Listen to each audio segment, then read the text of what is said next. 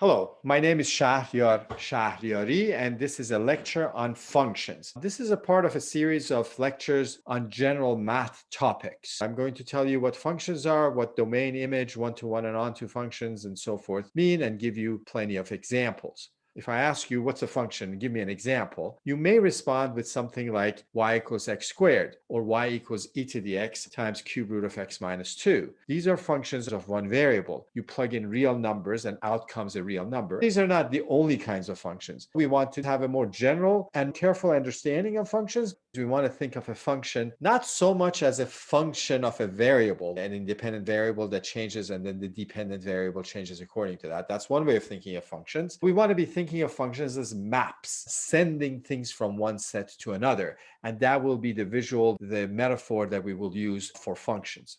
To have a function or a map, you have to have two sets, x and y. A map or a mapping or a function from x to y is a rule that assigns to each element of x precisely one element of y. This is what a definition of a function is. When we have a map from x to y, we denote it as f colon x arrow y. We don't say it that way. We say f is a function from x to y. X is called the domain. Those are the things that we plug into the function. And the set y is called the codomain or the target set of f. Those are the kinds of elements that come out of the function. The way we think of it is that x is a set over here, y is a set over there, and f takes elements of x and throws them at y. For example, x is the set of students in a linear algebra class, and y is the set of letters in the English alphabet. We define f as a function from x to y by the rule that f of x is the first letter of the last name of x. This f is a map from x to y because you feed it a student in the linear algebra class and comes up a letter of the English alphabet. X is the domain. Those are the things we can plug in, the students in the linear algebra class. And Y is the codomain. The letters of the English alphabet are the objects that we get back. There's an asymmetry, they're not symmetrical, between the domain and the codomain. You have to be able to apply f to every element of x. Every element of x, you have to be able to plug it in. You can't say this is the domain except you're not allowed to plug in this one student. You have to be able to plug in every student. But on the y side, on the codomain side, you don't need to get every element of y back. Y is the target set, is where you send things. Some of the elements might be targeted, some of them might not be. If someone in the class had two last names, then f would not be a function, because for something to be a function, you have to send every element of x to precisely one element of y. There should not be any ambiguity. There should not be any situation where you think, I don't know where it's going to go. It could go here or it could go there. The letter f is the name of this function. So if I want to talk about this function, the name of the function is f, is not f of x. F of x tells us what happens when you apply f to x. It tells you the rule. To properly define a function, you have to tell me the domain, you have to tell me the codomain, and then you have to tell me the rule. Those are the three things you have to tell me.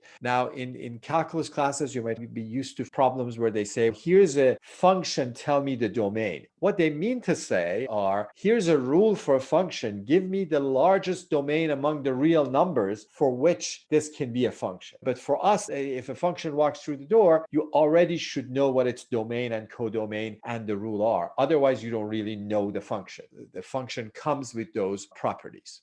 Here's another example. R4 is something that you might see in linear algebra is instead of 4 tuples, and those numbers are real numbers. And P4R is going to stand for us the set of all polynomials with real coefficients of degree less than or equal to 4. So something like x to the fourth minus 3x squared plus 1, or 2x plus 1. Both of those are polynomials with real coefficients of degree less than or equal to 4. And I'm going to define for you a function from R4 to P4R.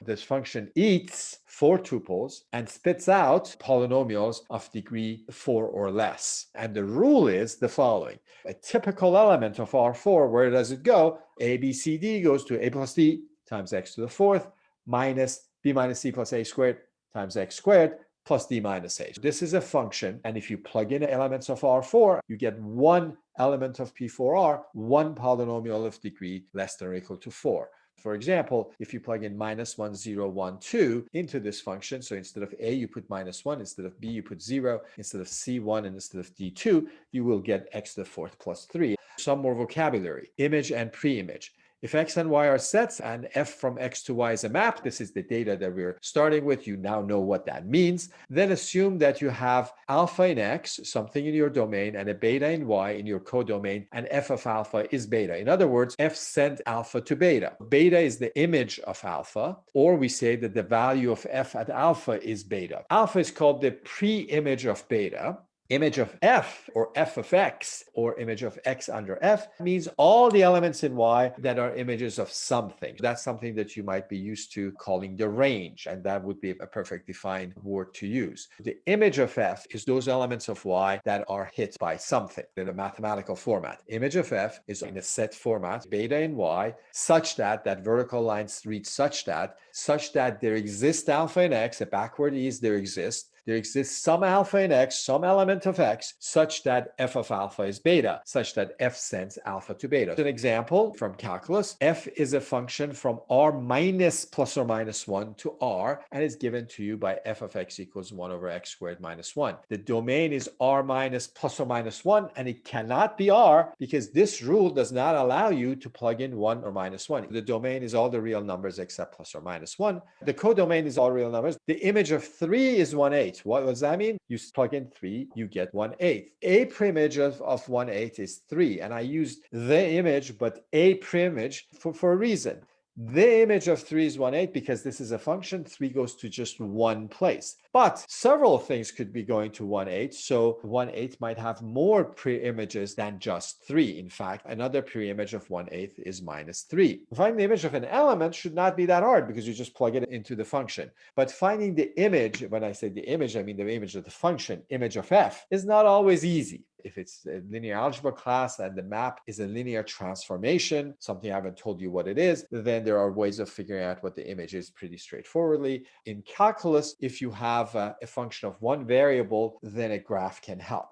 For example, in this case, y equals 1 over x squared minus 1 looks like this. And then looking at it, we can see which y's are hit. And the image is all the real numbers up to minus 1, but then there's a gap. There's nothing between minus 1 and 0. Minus 1 is hit, 0 is not, but everything after 0 is also hit. So the image is the open closed interval minus infinity minus 1 union open interval 0 to infinity. In calculus, that's what we would do. If a function of one variable, you would graph it, and then that would give you an idea of what the image is. Some more vocabulary now: one-to-one, onto, and bijections. X and y are sets, and we have a function from x to y.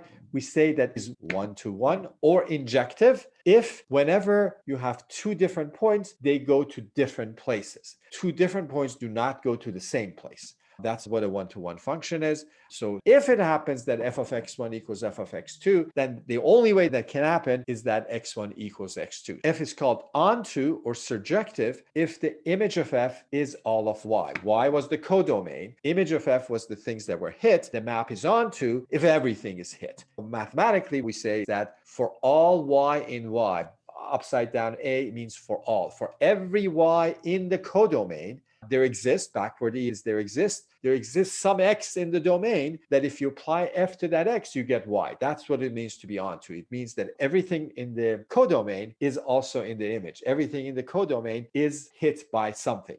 F is a bijection or a one-to-one correspondence or a one-to-one onto map if it's both one-to-one and onto.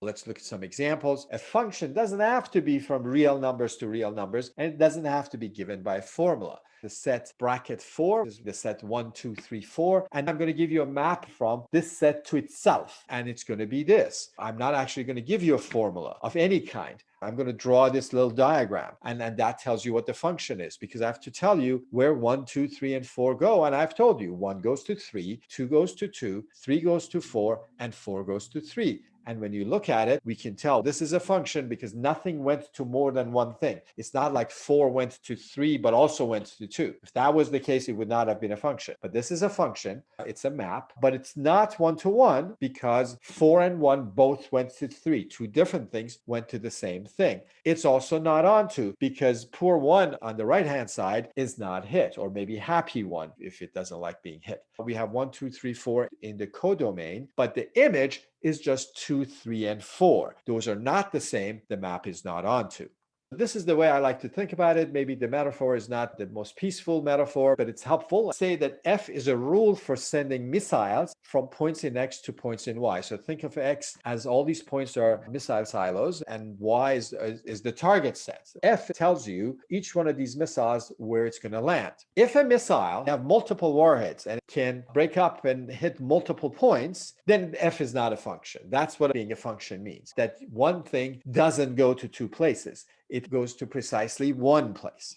On the other hand, if two missiles hit one place, that's okay as far as being a function, but then that would make the function not one-to-one. If you're targeting one point with more than one missile, then that's what it means not to be one-to-one. And onto means that everything is targeted. So if there is some delta out there that's not targeted by any missile, that no missile is going to hit it, then the map is not onto. So onto means that you have coverage of all of Y. Now a few examples. The function f going from r to r, f of x equals x squared. This function is from r to r. You plug in real numbers and you get out real numbers. It's a map. It's not one-to-one because 2 and minus 2 both go to 4. It's also not onto because minus 4 is not hit. You can't square anything and get minus 4. Actually, you could get that if the domain wasn't r but was complex numbers, but the domain is r. I have another function, g. This time it doesn't go from r to r, it goes from the positive reals. R with a greater than 0 on top, for me, stands for real numbers that are greater than 0. The codomain is still r, and the map is g of x equals x squared. Actually, the same rule as we had before. What about this function? Still a map. Any positive real number you can plug in and you get a real number. And you can't tell me, no, you got the domain wrong. I can never get the domain wrong unless I give you a domain that you can't plug everything in. I decide what the domain is. I've decided here the domain is positive reals. And G is one-to-one because now you don't have negative numbers. So we don't have any two things going to the same thing. But it's still not onto. Minus 4 still is in the codomain and it's not in the image. I can define a third function h, this time going from the real numbers, but I've changed the codomain. I've changed it to real numbers that are non-negative, greater or equal to 0, but I've given it the same rule. This function is onto, but not one-to-one. It's onto because every real number greater or equal to 0 is the square of something. It's not one-to-one because, again, 2 and minus 2 go to the same place. Finally, I'm going to define a function k from non-negative reals to non-negative reals, again given by the same rule kx equals x squared, and this function is both one-to-one and onto. The moral of the story is that f, g, h, and k are all different functions, even though they all have the same rule. So to tell me that y equals x squared is the function you're thinking of, you haven't told me what function you're thinking of. You have to tell me what the domain is and what the codomain is. You've got to specify that before I can answer questions about one-to-oneness, onto-ness, or other such things. There's one function that comes up all over the place. It comes up in a later lecture when we define inverses of functions, but also comes up in abstract algebra, and that's the identity function. So if you have any arbitrary set, we define a function that we just call 1 sub x. This function is for this set x, sends elements of x to elements of x, and the definition is very boring. It sends every element to itself. This is a one-to-one onto map. It's a bijection, and it's called the identity function. It's a function that you want to get to know, so say hello and familiarize yourself with, because in your mathematical life, it will show up quite often. I've got 3 more examples, one from calculus, one from algebra, and one from combinatorics. This one is from calculus. Let's look at polynomials with real coefficients of degree n or less. That's PNR. And I'm going to define a function d from P3R to P2R. So P3R are polynomials of degree less than or equal to 3. P2R are polynomials of degree less than or equal to 2. I have d going from one to the other. And what's the rule? The rule is that we take a polynomial and take its derivative. And it is a function because any polynomial of degree less than or equal to 3, if you take its derivative, you do get a polynomial of degree less than or equal to 2, and there's no ambiguity. You get one such polynomial. So we do have a map. Is it one-to-one? Is it onto? It's not one-to-one because of constants. If you take the derivative of x cubed, or x cubed plus 47, you get the same thing. These are two different polynomials, but went to the same polynomial. So this function is not one-to-one. It is onto, because any polynomial of degree less than or equal to 2, you can find one of its antiderivatives. It has actually many. You take one of its antiderivatives, and that will hit that function. The derivative function going from polynomials of degree less than or equal to 3 to polynomials of degree less than or equal to 2, it's an onto function that's not one-to-one. Define a function from 1, 2, 3, 4 to 1, 2, 3, 4 by this rule. So 3 goes to 4, 4 goes to 3, 1 goes to 2, 2 goes to 1. So 1 goes to 2, 2 goes to 1, 3 goes to 4, 4 goes to 3. This is a function. And this is a bijection. It's one-to-one onto. We can see it. No two elements go to the same place and everything is hit. In fact, you can think of this as a permutation. This is a permutation of 1, 2, 3, 4. We have switched the place of 3 and 4, and we have switched the place of 1 and 2. You also can think of this as having come from a square. If you take the corners of a square and label those corners with 1, 2, 3, 4, then this could be what happens when you do a vertical reflection. On the left, I have a square, and that square has labels on its corners, 1, 2, 3, 4. Those red labels. And if you take one of its axes of symmetries, the vertical line through the middle of the square, and then you do a reflection, you flip the square, then you will get the square on the right. And I have the labels now in blue because now we're actually looking at the other side of the square. What we see is that the 3 and 4 switch and 1 and 2 switch. That function that we have on the left represents this symmetry of the square. Here's an example from combinatorics, my final example of a map. Say you toss a coin 47 times and you record the sequence of heads and tails. Let script A be all such sequences that have exactly 20 heads. Maybe you get all 20 heads right at the beginning and then you get 27 tails. But maybe no, they're interspersed in various different ways. So A is the set of all such sequences. So it's a set. Every element in A is a sequence of tails and heads. B, on the other hand, is going to be subsets of size 20 of a set with 47 elements. So bracket 47 is a set with 47 elements, and B is all subsets of size 20 of that. Is there a bijection F from A to B? In some classes like linear algebra or abstract algebra, you come up with a function and then you ask, is it a bijection or not? In combinatorics, often you have two sets and you ask yourself, is there a bijection between them? The reason is because if they're two finite sets and if there is a bijection, then that means that they have the same size.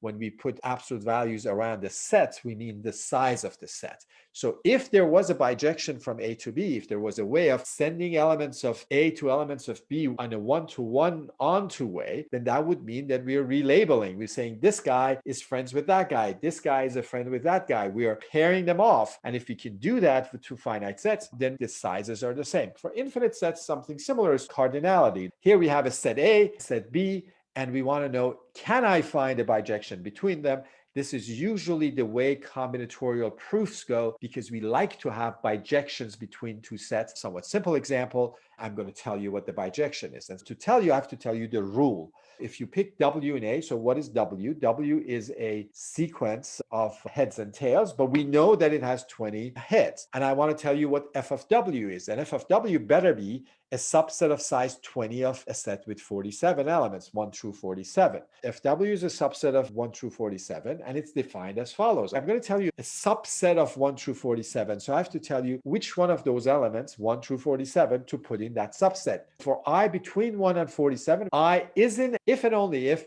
the ith coin toss in W is a head. So you have W, which is a sequence of heads and tails. Is the first one a head or not? If it is, you put 1 in your subset. If it's not, you skip 1. 23, is that a head? If it is, 23 goes in your subset. At the end, when you're done by your sequence of heads and tails, you will have a subset. And that subset will have size 20 because there were 20 heads in every sequence. So if W is in A, then F of W will indeed be a subset of size 20.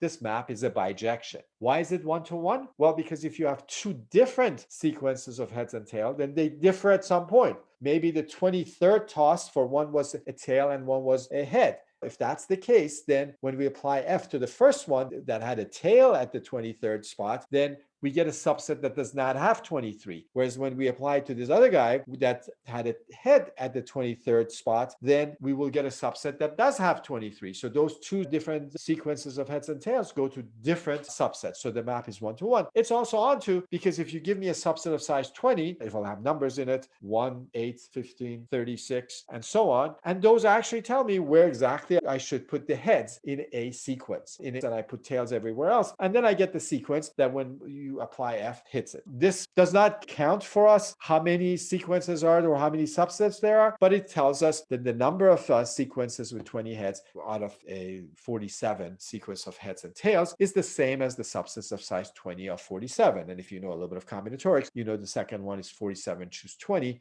This is the end of this lecture. In the next short lecture, I will talk about function composition, and then we'll follow that with a discussion of inverses. And in that, we'll prove an important theorem that tells us when functions have inverses and relates that to bijection. And the final lecture in this 4-lecture series is a fun lecture on cardinality.